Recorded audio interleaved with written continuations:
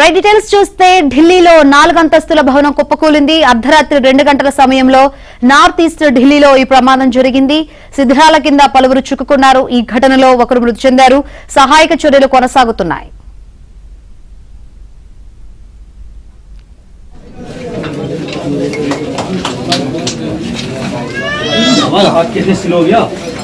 जल्दी लेते हैं हाथ चलो फटाफट। अरे भाई आगे पाओ एक चलो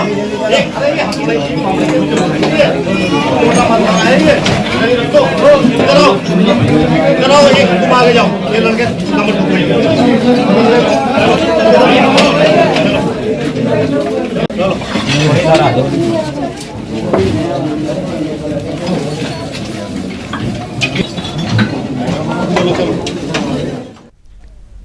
రైట్ ఢిల్లీలో 4 అంతస్తుల భవనం కుప్పకూలిన పరిస్థితులైతే కనిపిస్తున్నాయి. అర్ధరాత్రి 2 గంటల సమయంలో నార్త్ ఈస్ట్ ఢిల్లీలో ఈ ప్రమాదం చోటు చేసుకుంది. శిథిరాల కింద పలువురు చిక్కుకున్నారు. ఈ ఘటనలో ఒకరు మృతి చెందారు.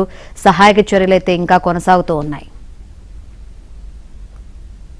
రైట్ ప్రస్తుతం సిచ్యువేషన్ ఏంటో తెలుసుకుందాం. మరిన్ని వివరాలు అందించేందుకు మా ప్రతినిధి సతీష్ సిద్ధంగా ఉన్నారు.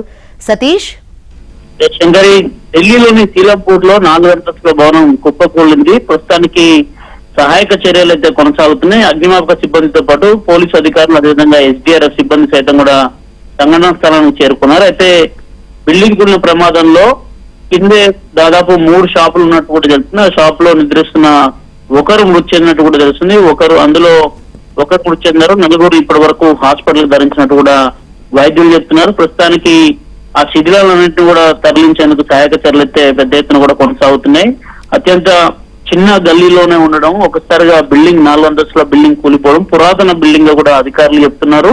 దాదాపు బిల్డింగ్ సంబంధించిన డెబ్రీస్ సంబంధించి చుట్టుపక్కల వారంతా కూడా సహాయక చర్యలు కూడా పాల్గొంటున్నారు. దాదాపు అర్ధరాత్రి 2 గంటల సమయంలో బిల్డింగ్ కూలిపోయినట్టు తెలుస్తుంది. శిథిలాలు ప్రస్తుతం మనం చూస్తుంటే విజువల్ గా ఖచ్చితంగా శిథిలాలు పూర్తిగా కూడా ధ్వంసమైన పరిస్థితి కొనసాగుతుంది. అయితే ఇంకా ఎంతో మంది ఉన్నారనేది కూడా అంచనా వేయలేనైతే పరిస్థితి నెలకొంది. ప్రస్తుతానికి మాత్రం ఒకరు చనిపోయినట్టు, దాదాపు 4 హాస్పిటల్ తరలించినట్టు తెలుస్తుంది. బిల్డింగ్ కూలుతున్న సమయంలో నివాసంలో తక్కువ మంది ఉన్నట్టు కూడా స్థానికంగా ఉన్న వారంతా కూడా చెప్తున్నారు. ప్రస్తుతానికి ఫైర్ సిబ్బందితో పాటు అటు ఎస్డీఆర్ఎఫ్ సిబ్బంది సైతం కూడా చేరుకున్నారు. అయితే ఈస్ట్ ఢిల్లీలోని శ్రీలంపూర్ లో ప్రస్తుతం ఈ ఘటన జరిగినట్టు కూడా తెలుస్తుంది. ప్రస్తుతానికైతే సహాయక చర్యలు అయితే చేపడుతున్నారు. పురాతన బిల్డింగ్ అవ్వడం, అత్యంత పురాతనంగా ఉండడమే ప్రమాదానికి గల కారణం అనే అంశాన్ని కూడా అటు పోలీసులు కూడా విచారణ చేస్తున్నారు. అయితే బిల్డింగ్ కూలుతున్న సమయంలో దాదాపు నివాసంలో ఎంత మంది అనేది కూడా అంచనా వేస్తున్నారు. స్థానికులు సైతం కూడా సహాయక చర్యల్లో కూడా ప్రస్తుతం అయితే పాల్గొన్నారు. శంకర్, అయితే అది 4 ఫ్లోర్స్ బిల్డింగ్ అంటున్నారు. అసలు ఎన్ని ఫ్లాట్స్ ఉన్నాయి, ఎంతమంది నివసిస్తున్నారు ఏంటి, ఇంకా ఒకరే మృతి చెందారు అని కూడా సమాచారం అవుతుంది. ఇంకా మృతుల సంఖ్య పెరిగే అవకాశం ఉందా?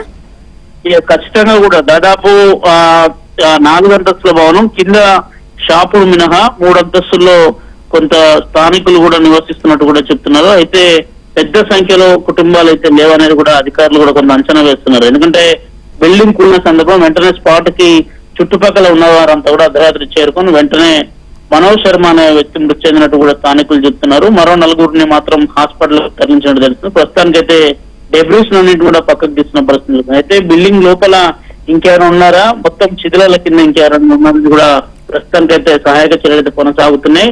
4 అంతస్తుల భవనం, అత్యంత చిన్న రద్దీ గల్లీలో భవనం ఉండడం సహాయక చర్యలు కూడా కొంత ఆటంకం అయితే కలుగుతుంది.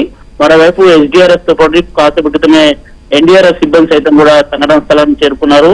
అత్యంత పురాతనమైన నివాసంగా కూడా స్థానికులు చెప్తున్నారు. డెబ్రీస్ ని తీయడం కూడా కొంత కష్టతరంగా కూడా మారుతున్న పరిస్థితే కనిపిస్తున్నాయి. శంకర్, అంటే ఈ శిథిలాలు తొలగించడం కానీ ఎప్పట్లో అయిపోయే అవకాశం ఉంది? ఎందుకంటే అసలు ఎంతమంది ఉన్నారు ఏంటి అనేది క్లారిటీ లేదు కదా. ఖచ్చితంగా కూడా అధికారులు అయితే ప్రస్తుతం సంఘటన స్థలానికి చేరుకున్నారు. సహాయక చర్యలు అయితే కొనసాగుతున్నాయి. ఎందుకంటే అర్ధరాత్రి ఒక్కసారిగా బిల్డింగ్ కూలిపోవడం, పోలీసులకు సమాచారంతో పాటు ఫైర్ సిబ్బంది కూడా సమాచారం కూడా అనంతరం వారు రాత్రంతా కూడా శ్రమిస్తూనే దాదాపు ఉదయానికల్లా కొంత క్లియర్ చేసినప్పుడు కూడా అత్యంత చిన్న గల్లీలు వీధులు ఉండడం కూడా కొంత ఆటంకానికి, సహాయక చర్యల ఆటంకాలకు కూడా ఇబ్బందికి కూడా కొంత కనిపిస్తుంది. విజువల్స్ లో కూడా చూస్తున్నాం. ఎస్డీఆర్ఎఫ్ సిబ్బంది కూడా కొంత చేరుకున్నారు. ప్రస్తుతానికి అయితే సహాయక చర్యలు కొనసాగుతున్నాయి. మధ్యాహ్నానికి ఎంతమంది చనిపోయారు, ఎంతమంది కి క్షతగాత్రులు వారిని హాస్పిటల్ తరించి ఎక్కడ ట్రీట్మెంట్ అందుతున్నాయని కూడా కొంత క్లారిటీ వచ్చే అవకాశాలు అయితే కనిపిస్తుంది. Right Satish, thank you.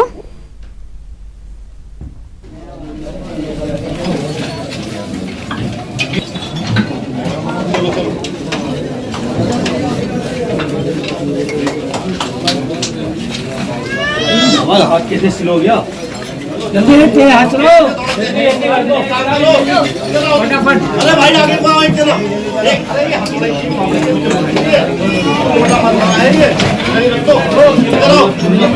चलो एक तुम आगे जाओ ये लड़के नंबर